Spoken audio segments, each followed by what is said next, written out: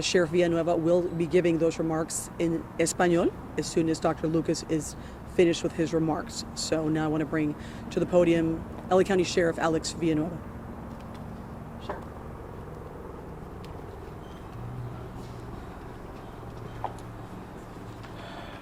Good evening, everyone.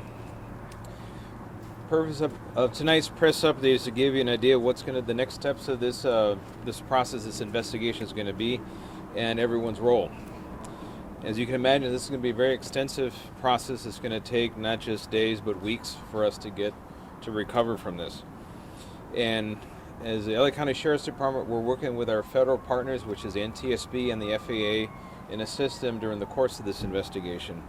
And the FAA is already on scene, and they've provided very invaluable assistance. They've secured a 5-mile flight restriction for the area of the crash site, and also a 5,000-foot ceiling over it. So that is a great help in securing the crash site.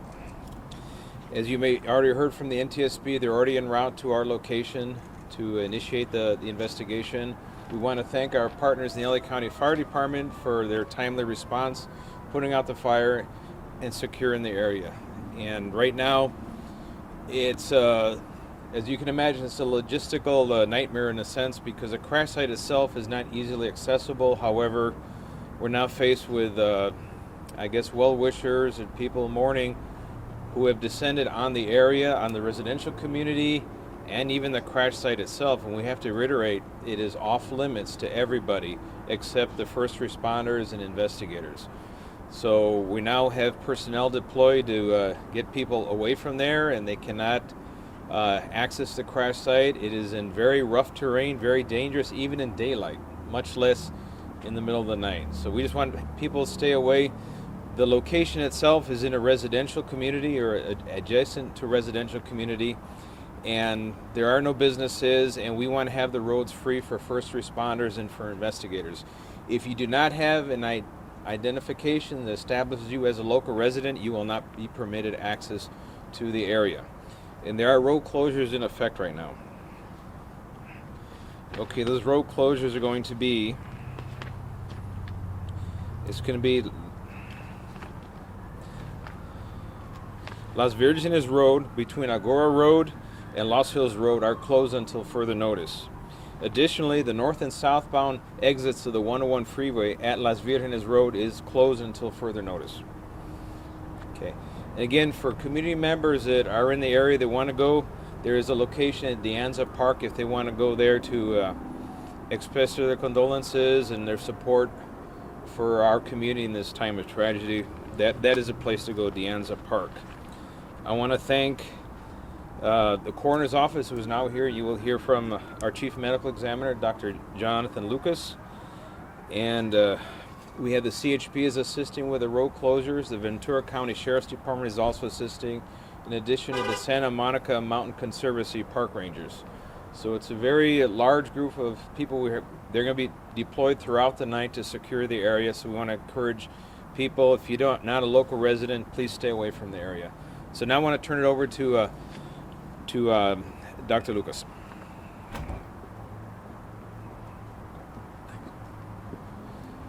Good evening. My name is Dr. Jonathan Lucas. I'm the Chief Medical Examiner for the County of Los Angeles. First and foremost, I just want to offer our thoughts and condolences with all the families of those who lost their lives in this tragic incident. Today, our department had multiple members of our Special Operations Response Team that were on site. Our recovery efforts began today, but as the sheriff mentioned, given the terrain and the condition of the site, we expect that this will probably take at least a couple, if not a few days, to complete the recovery.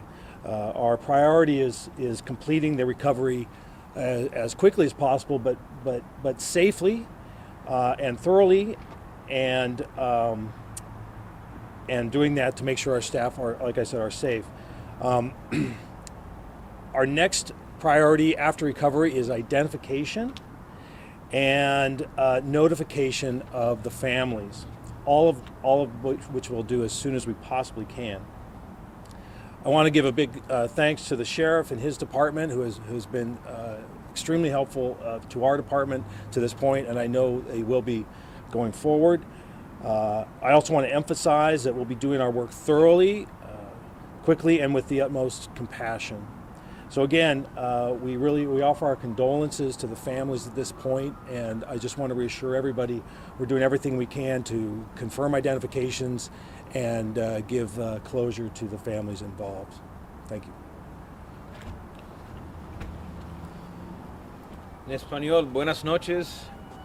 Queremos informarles que ya la investigación se ha empezado, va a ser muy complejo, va a durar no solamente días, sino semanas. Y la oficina del coroner del condado de Los Ángeles ya ha empezado a recobrar los restos. El proceso va a durar unos días, pero el proceso de identificarlos va a durar mucho más tiempo que eso. Y es un proceso muy largo.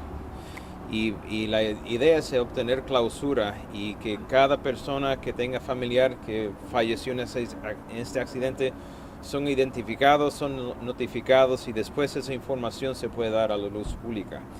Quiero darle las gracias al California Highway Patrol, a los alguaciles del condado de Ventura y a los rangers del Santa Monica Mountains Conservancy. Ellos están asistiendo. El área donde fue el accidente está todo cerrado. Y si uno no es residente local de los áreas cercanos al área del accidente, se prohíbe el paso de todo ese lugar. Si no tienes identificación local, no es accesible. No queremos que nadie se presente a ese lugar. Es peligroso. Es peligroso durante el día, porque es un sitio muy empinado, que mucha vegetación y es muy difícil de caminar a la luz del día, mucho menos a la noche. Y queremos que todos se mantengan muy alejados de eso. Si alguien local que quiere ofrecer las condolencias o quiere demostrar el respeto a los que padecieron esta tragedia en el parque de De Anza, ahí pueden estar ubicados, ¿ok? Y cambiando al inglés, again, our hearts and prayers go out to the families of all of those who lost their life in this terrible accident. Es algo muy doloroso y queremos ofrecerle el pésame a todas las familias de los que fallecieron en esta tragedia. Any questions? Question for Dr. Lucas, if we could. Doctor? Have your investigators been to the crash site and have they been able to recover any pertinent information which can lead to the identification of those who did not survive? Yeah, I mean, every recovery is going to help with identification. So we've, like I said, we've started that process, and as the days come, we'll have more information to lead to that recovery. Recovery of the information that you've got, are the bodies staying in place, or are they being removed after the samples or whatever are taken? No, as quickly as we can, we'll be removing individuals from the site. And have any bodies been individually removed yet, sir? We have made some transport, yes. And can you tell us where are they taken to initially? At this point, we're transporting them, and we will be examining them in the days to come. What's the process of identification? The identification can be a variety of things. Fingerprints, obviously, being the most important or the quickest thing, but other types of methods we can use that are scientifically based. We'll do that if we need to. You understand if there was a fire? Is that going to, hinder the identification process? I don't have those details. What's the factor of the weather? Should the LAPD is saying that their helicopters were grounded, or the sheriff's station's helicopters grounded? What kind of issue was your fog? We do know there was an issue of visibility and a low ceiling. The actual conditions at the time of impact, that is still yet to be determined, and we'll have that with the NTSB shortly. And were your helicopters grounded because of the weather? We had none operating in the area at the time Why? Because of the weather? because of the weather. Sheriff, you described the scene itself as being fairly rugged, pretty hard to get into at this point. Dimensions that we're talking about here, how wide of an area the NTSB and your people are going to have to look at as far as wreckage, debris spread, everything else? Roughly It's roughly a football field of debris. About what, circular, about 300 yards or 100 yards? Roughly 100 yards across in each direction. Can you tell us who called 911? What was that process? How was it reported? We received a 911 call at 0947 hours.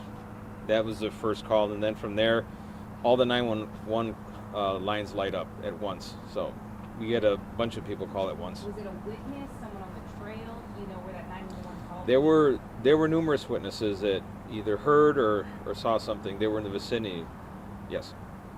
Are you going to be providing that information regarding the witnesses? That'll be folded into what the NTSB is doing? Well, we want all witnesses to be interviewed first by the federal investigators, and once they're done interviewing them, then we can identify it.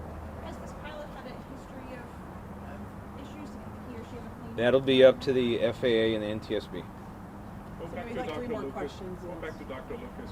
You were talking about the identification. Now there was a fire in there, so assuming that the fire affected some of the remains of these folks, are we talking about dental, DNA? What types of procedures?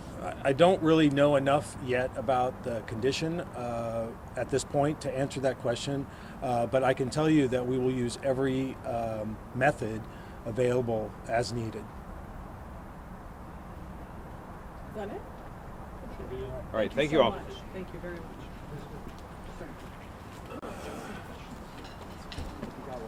Dr. Lucas? Doctor?